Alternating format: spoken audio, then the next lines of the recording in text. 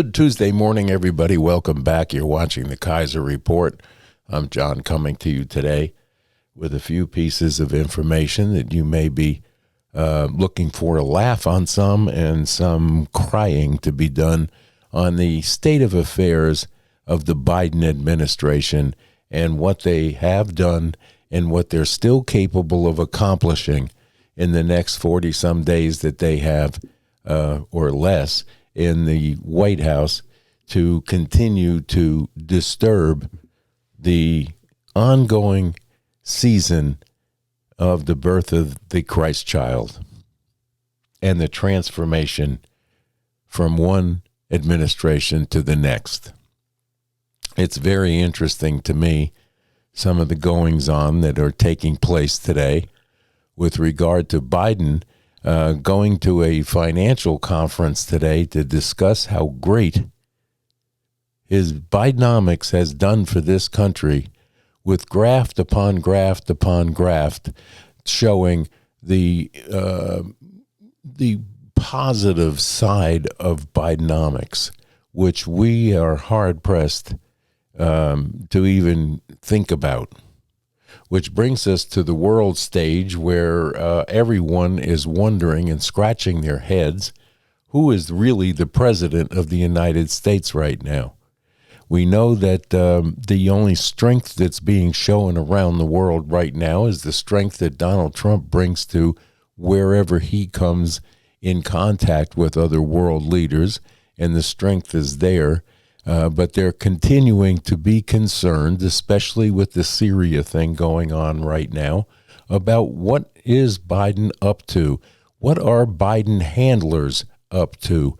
Who is really making the decisions, and who is writing the words that you're going to hear Biden utter right now about the Syrian complexity that goes on in the world today?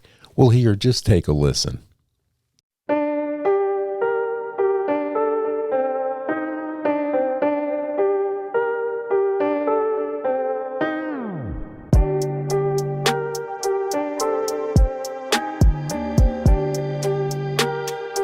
Neither Russia, nor Iran, nor Hezbollah could defend this abhorrent regime in Syria. And this is a direct result of the blows that Ukraine, Israel have delivered upon their own self-defense. That don't make no sense. All this made possible for Iran and Hezbollah to continue to prop up, impossible, I should say, for them to prop up the Assad regime. Meanwhile, Hamas has been badly degraded as well. We made clear from the start, sanction on Assad. We've taken note of statements by the leaders of these rebel groups in recent days. I don't know what that middle word means. It's also an opportunity those far from certain. The fall of the regime is a fundamental act of justice. To establish a transition away from the Assad regime toward independent, sovereign, and independent, I want to say it again. What does the U.S. know about where Austin Tice might be and if he's safe? We believe he's alive. We think we can get him back, but we have no direct evidence of that yet. And Assad should be held accountable. Have you directed an operation to go get him, Mr. President? Is Assad your suspect? Get who? Austin Tice. Are you shitting me? It is unbelievable that this man can saddle up to a microphone with two teleprompters in front of him and still manage to misread and stumble through someone else's words that he does not even understand what he's talking about.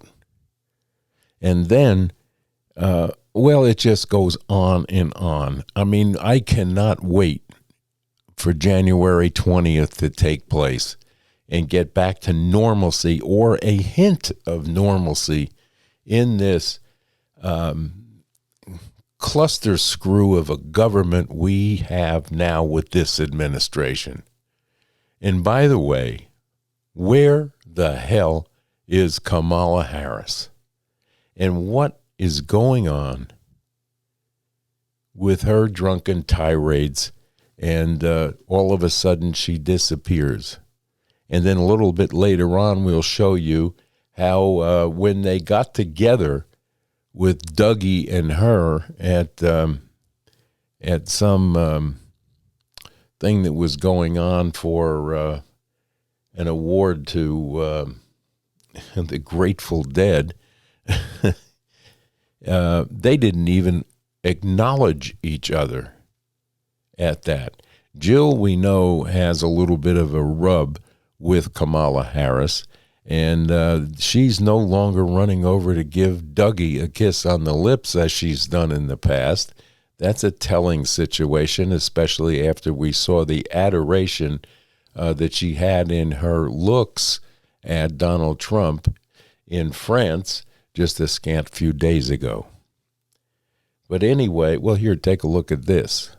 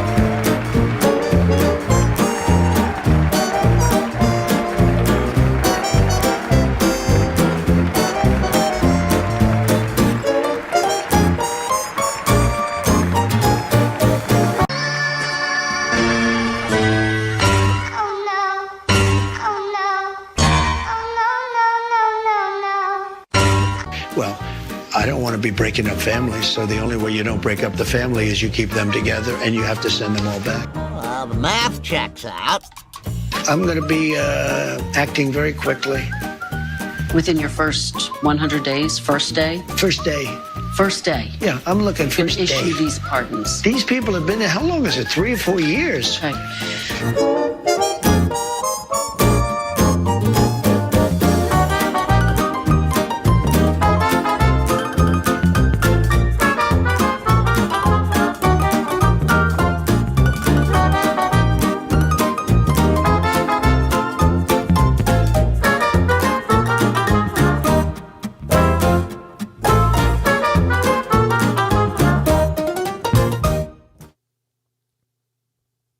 And what do you make of that?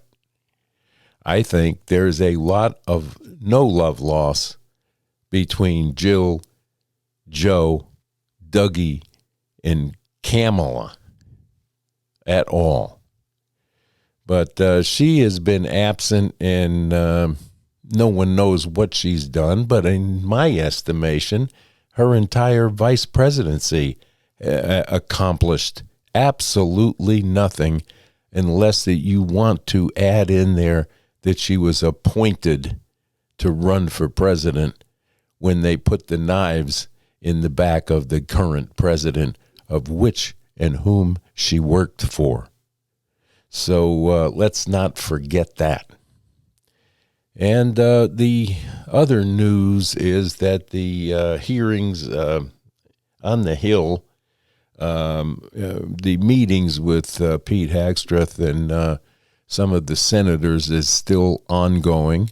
There is a movement among certain rhinos and Democrats to not approve any of Donald Trump's picks, but I believe they're in for a little bit of a fight there. And it'll be interesting at best to see what the end result comes out of with regard to these nominations. And I believe that the nominations were well thought out by the administration that's coming in. And there's reasoning by Donald Trump and his advisors to the picks that they made for various good reasons. And I believe that we need to give everyone the opportunity to go along with that.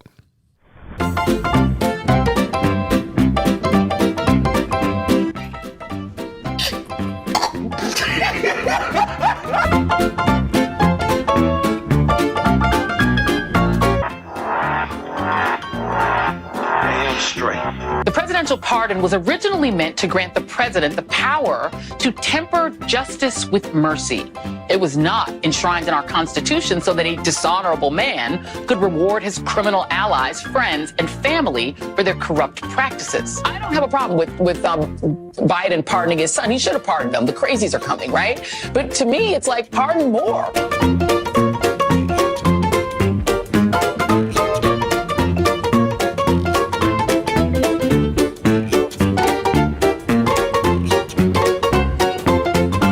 Tanzania views the Lobito Corridor as an integral part of a broader strategy to enhance connectivity in Africa. We also appreciate the fact that the implementation of the project will provide important opportunities. Here it goes! Oh my God!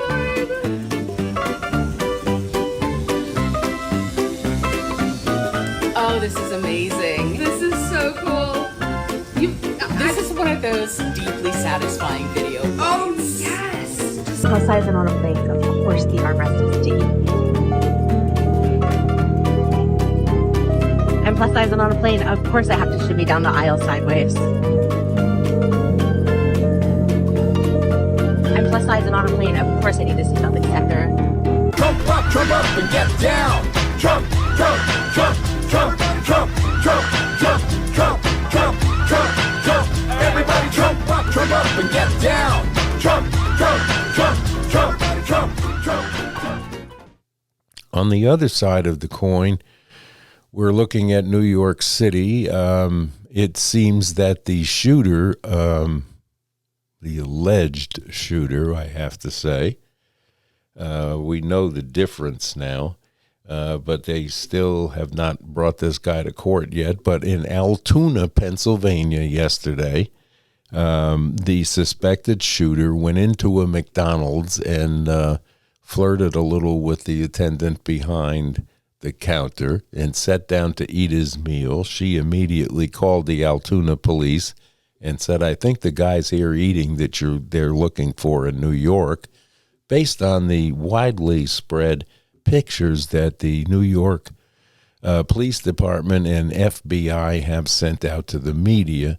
He was recognized. Altoona police picked him up on his person. They found a makeshift gun that was made with a 3D printer, purchased parts by the internet, and he was silly enough to get out of New York but take the weapon with him. So their ongoing investigation, they sent a caravan of New York City police vehicles into Altoona, Pennsylvania yesterday to sit down and interview this guy. He's a supposedly highly educated person that doesn't agree with corporate world. And this is supposedly what his motivation was in killing this guy that was head of the United Healthcare System out of Minnesota. How he knew where he was and how to get at him is, I'm sure, going to be a highly questioning point of view that the New York prosecutors and police will take with him, trying to figure out exactly what he was up to in his time in New York. He certainly didn't hide his figure or his eyebrows or the attempt to hit on a gal at a hostel by letting his full face picture being taken. But these people are, in some cases, they think that they can get away with things that, and they're not ashamed to try, or he wanted to get caught. We don't know, but I'm sure in the next day or two we're going to hear more and more about that. But the good news on all of this is that He's not running around loose in the streets of New York City to kill more people, and they have gotten him. The Atlanta thing where they were searching in Atlanta for him, that was obviously a bad tip that they got. But I would say that why he was in Altoona, Pennsylvania, I have no idea. And we will not hear any of that until later on, I'm sure. Speaking of New York City, we have a good situation that has taken place with Daniel Penny. The jury came back with a not guilty verdict. Of course, now we have agitators pouring into the city in guise of Black Lives Matter that are not happy about this.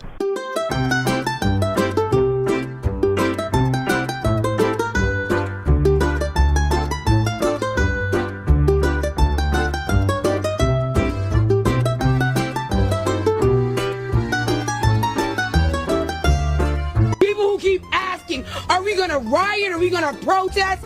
Is that what's needed? America hates black people, and we see it from that jury pool. These wonderful white people, I hope they celebrate their Christmas. Goddamn them, and goddamn America. She seems nice.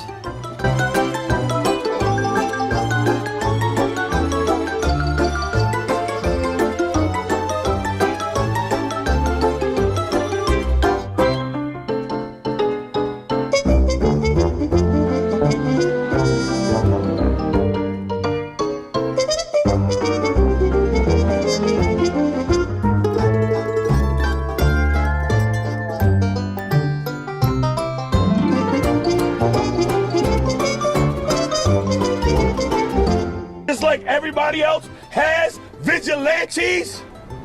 We need some black vigilantes. That's right. Believe it or not, I'm walking on air. I never thought I could feel so free.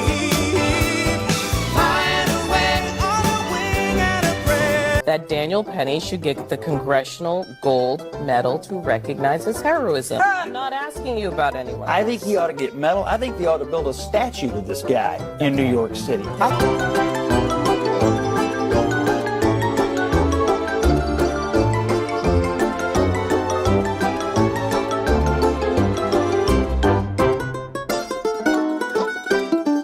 But he was found not guilty by a jury of his peers, and I believe that was a correct decision that was made.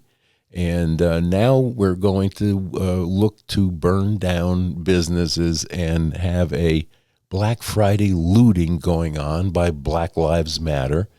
And I'm sure that they'll engage in Antifa into this as well. And I'm sure that Mayor Adams in New York City is highly worried about the situation as it appears. But I believe in my heart of hearts, justice was performed, and finally, someone who fought back against the lawlessness has been recognized as the hero that he is. So the bad penny has now turned to a penny saved, is a penny that we needed to have happen. Because pure and simple, he did the right thing. And we have a society of people now that continually fail to do the right thing. And maybe now this will be the turning penny that makes people realize that you have to help other people. You can no longer stand by and see the abuse that is put on. And if you look at this guy's track record of hitting elderly people in the face and kidnapping people and so on, you have to say, Mr. Penny, thank you. You did the right thing. And thank you, the jury people and the pool that found him not guilty, even though Alan Bragg did his best to manipulate a jury into giving a lesser sentence, and it backfired on him. and it couldn't happen to a nicer, more corrupt AG than Alvin Bragg. And just look at his track record of wrongdoing, and you'll understand this jury made the right decision. Enough of that.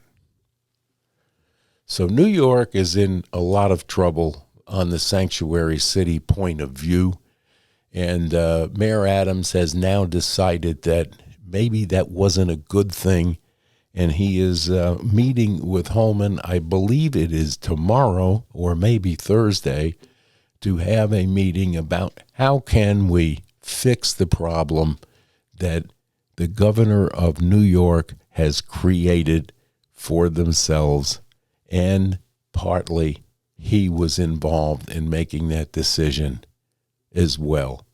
And he's now realized that New York residents and businesses can no longer tolerate the lawlessness in the streets of New York, the world's biggest, largest, most important city as in this country, for tourism, for arriving here, and so on. So maybe we'll have an answer to that before too long.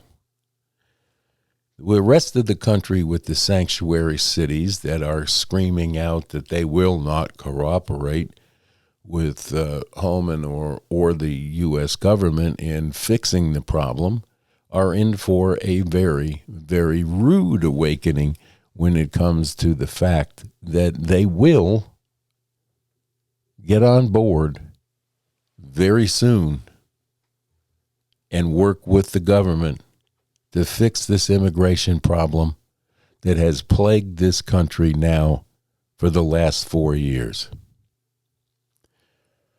Intentionally brought upon by the administration that is sitting in the White House to this day, doing nothing about it, and we don't have a reason or an explanation of why in the world it happened in the first place.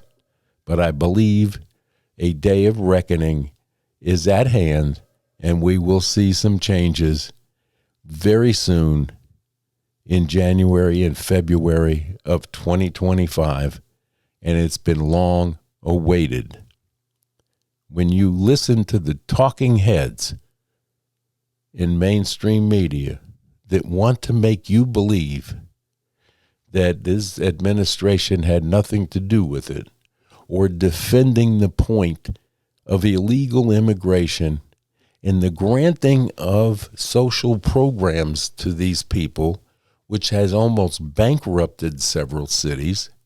Just take a look at the city of Chicago, take a look at the city of New York, and you must ask yourself, what happened? Kamala Harris and Joe Biden is what happened. And how it happened is plain as the nose on your face. They were buying votes, they were importing votes, and it did not work.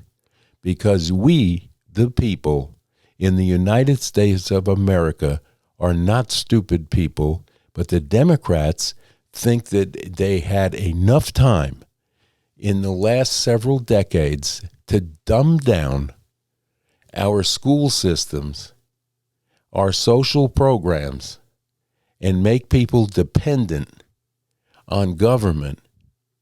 And they thought it was all done, all tied up in a nice, neat little bow, but it was not finished yet. And now the cat's out of the bag and the box can't be closed.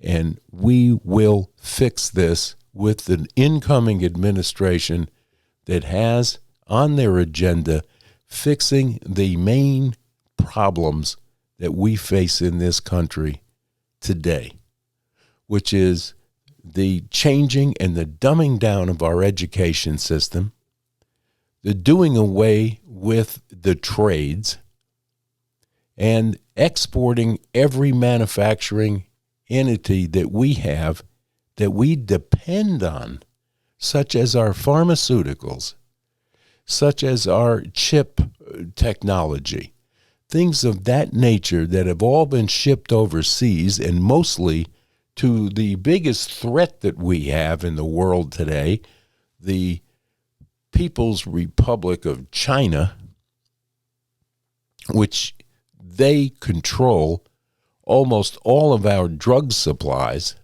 them along with India.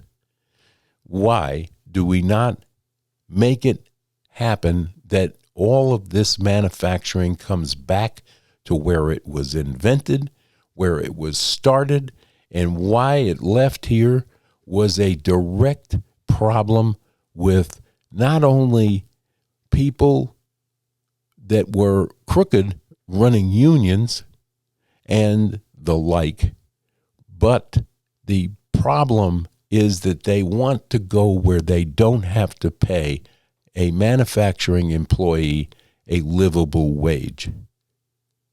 But yet the drug companies, when you go to buy the pill that you need, God forbid you don't have insurance, because let's just take, for example, if you're on a, let's just look at these sugar deals that we have with regard to diabetes and early onset diabetes, where you're taking drugs like Ozempic or metformin is the cheapest way, but it's got a lot of problems connected with it. I'm not a doctor, and I'm not telling you the differences between these things, but I will tell you this. If you are on Ozempic and you don't have insurance, for each of those injectable tubes, you're going to pay $400. Now, you can go to Canada, you can go overseas, and you can get the same drug for a lot cheaper. So why are we worried about paying a livable minimum wage to people who manufacture this stuff here, that it has to go to China? Now they own it, and if we have a hiccup with China, everybody is without their drugs. This is a situation that has to be brought to task and brought to hand and handled in a correct fashion, so we and our population that is suffering from various diseases does not get penalized by the fact that they can't get the drugs they need to sustain life. When did this happen? It took years and years and years of no one watching the store for this to take place, and it took this country putting taxes on these manufacturers and wages going up and cost of living rising to a point where we had to farm this stuff out to be manufactured so we can bring it back in and then add more transportation costs to the goods that we need. And this is the lack of common sense that has been a cancer in this government for many, many, many administrations. Not just this one. This one just happens to be one of the worst.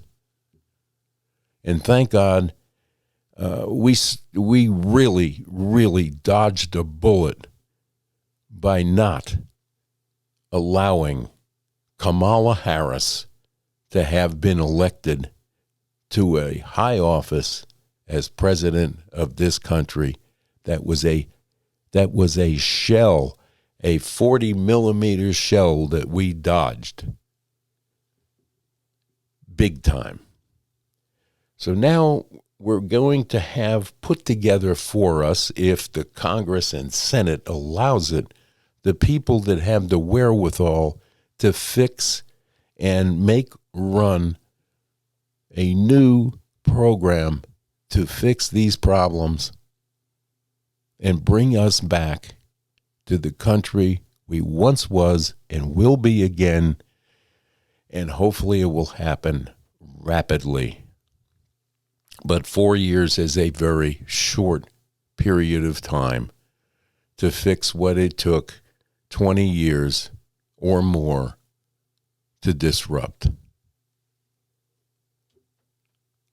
We talked yesterday about the Paris meetings, which I thought was just absolutely wonderful. And we talked about the fact that Zelensky needs to be bought a suit and tie and maybe a clean shirt for if he's going to go around begging for more money, especially from us. He should show up and look the part. This guy has money laundered through the Biden administration so much money, it's incredible. And I believe, it's my belief that he shows up looking like a pauper because he's got this money hidden all over the world in case he has to go into exile like Assad. So he can live a very rich and good life on your tax dollars.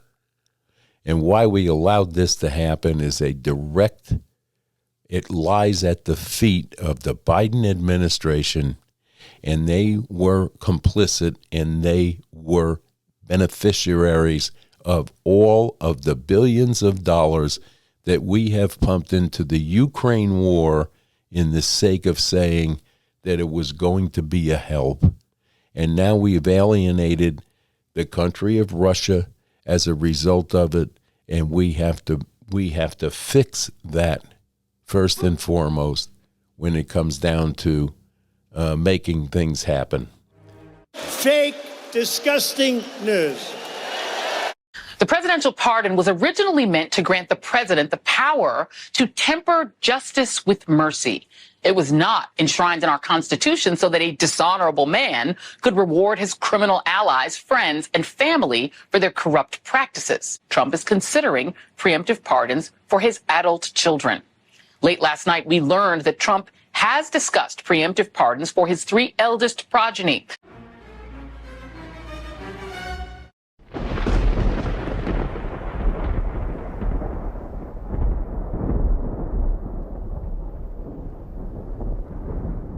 Michael, I don't know if you agree with me. I don't have a problem with Biden pardoning his son. He should have pardoned him. The crazies are coming, right? But to me, it's like pardon more people and help more people. Your thoughts? What the hell did you just say? Well, yeah. The presidential pardon was originally meant to grant the president the power to temper justice with mercy. It was not enshrined in our Constitution so that a dishonorable man could reward his criminal allies, friends, and family for their corrupt practices. I don't have a problem with Biden pardoning his son. He should have pardoned him. The crazies are coming, right? But to me, it's like pardon more people and help more people. Your thoughts? Wow. Just wow. Do you trust me? No. I'll take that as a yes. Okay. And you ought to get yourself back, and you ought to put yourself back in a position where people respect the media again. And I know some great journalists, I know some great people in the media, but there aren't enough of them. There's a lot of dishonesty, and many of you I just consider members of the Democrats, and it's a shame. Okay, thank you all very much. Thank you. But until we are able to fix that, we're going to have some small problems and skirmishes here and there in that Ukraine war that will continue until the money runs out. I don't believe that the $1 billion program now that that's been promised by Biden to Zelensky, I don't believe that will take place unless we have some crooked people in Congress that are benefiting from this also. But money laundering is the reason we're involved with the Ukraine, and it's clear and it's visible. And if you can't see that, then you need to visit your ophthalmologist immediately and have your eyes checked, because it's there. Every time he shows up, the hand is out. I need more money. This Congress has given it to him. And other countries have done the same thing. And the fact that he thinks that NATO is going to step right in and help him out, and that they'll be part of NATO, I don't believe that that will be allowed to happen. If you look back historically, as I've told you in the past, this whole thing was promised to Russia many, many years ago, back up to World War II, that NATO would never be allowed to put armaments on the border of Russia. And we've broke every promise we've made to Russia, and it's time now to atone for our past sins and fix this. So let's take a look at the greeting that the Harris and Dougie got from Joe and Jill last evening. Take a look. After a very awkward encounter at the Kennedy Center Honors on Sunday night, Joe and Jill Biden were welcomed to the event with a minute-long standing ovation. But instead of greeting Joe's right-hand woman when entering the arena, Joe and Jill Biden savagely ignored Kamala Harris and her husband Doug Emhoff, despite being seated right next to the vice presidential pair.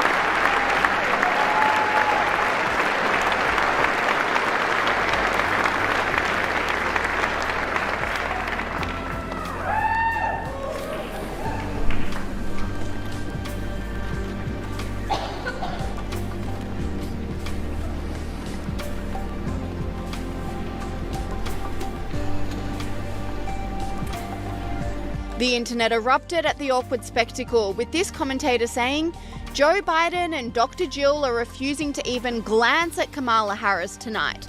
They freaking hate her. This person agreed, saying Joe Biden looks completely through Kamala Harris and Doug Emhoff. Amazing how blowing over $1 billion losing an election makes one invisible. Sky News commentator Alex Stein doubled down on this, saying the icy interaction was no surprise, as there is bad blood between the Bidens and Kamala Harris after that huge Democratic election defeat at the hands of Donald Trump. You're right. They don't like that Kamala Harris basically staged a coup to make her husband step down from running for president. So there's bad blood between Jill Biden and Kamala Harris, 100%. So she's happy that Donald Trump won. Joe Biden wants to go down as his legacy being the only person who beat Donald Trump. So yes, Jill does not like Kamala, and she does like Donald Trump, whether she admits it or not. And it seems like the Bidens even prefer their opponent, Donald Trump, to fellow Democrat Kamala Harris, with Jill and Joe Biden pictured getting along, smiling and laughing with the president-elect soon after his election victory. Well, Mr. President-elect and former President, thank you, Donald, congratulations. Thank you. And looking forward to having like we said, a smooth transition. Do everything we can to make sure you're accommodated, what you need. And we're going to get a chance to talk about some of that today. So good. Welcome back. And, thank you very much. And politics is tough, and it's in many cases not a very nice world, but it is a nice world today, and I appreciate it very much. A transition that's so smooth, it'll be as smooth as it can get, and I very much appreciate that, Joe. You're welcome. Jill Biden also caught up with Donald Trump in Paris this weekend at the reopening of Notre Dame, where she was seen engaging in very friendly conversation and even smiling. Sky News contributor Brad Palumbo is convinced Jill Biden voted for Donald Trump after seeing this footage. Very amusing, isn't it? It's funny. We need humor to get us through this until January 20th. Because as it goes on, and as mainstream media continues to lie to your face and make things look like they were not, and swear to it, this is why MSDNC, NBC, CBS, and ABC are all on the rocks with viewership, because they continue to lie. Just this morning, when you listen to Brzezinski and Morning Joe, it makes you sick to your stomach at the things that they say and try to make you believe are real, and it's disgusting. And then don't even get me started about what's going on with Whoopi Goldberg and The View, because that is outstandingly crazy. And if I can get a piece on that, I'll attach it to the end of this video, because it's sickening. It really is a wonder why the network would even allow a continuation of this show after the embarrassment of this group during this entire election cycle, and the lies, and there's no retraction of the out-and-out lies that they perpetrated upon the American public. And an awful lot of people in this country rely on what they get from regular TV news, and not everybody in this country can afford to have a cable program where they can go and find other information or contrasting information to the lies that they're being told by legacy media. And it continues every day, even after the election proved what the people really think. They're giving you a view of telling you what you think is wrong, and we were right, and you made a mistake. You voted wrong, and you're going to see what's going to happen. It's not that way. These are the same people that are bought and paid for and carried a false promise to the American public, and the American public saw through it and voted properly, and now we have an opportunity, not an opportunity economy, but an opportunity to bring this country back as the founders designed it to be. And this upsets the left so badly that it becomes comical. And these are why our memes are so important, to keep our humor about us and laugh at the idiocy that tried to make us believe things that are not true.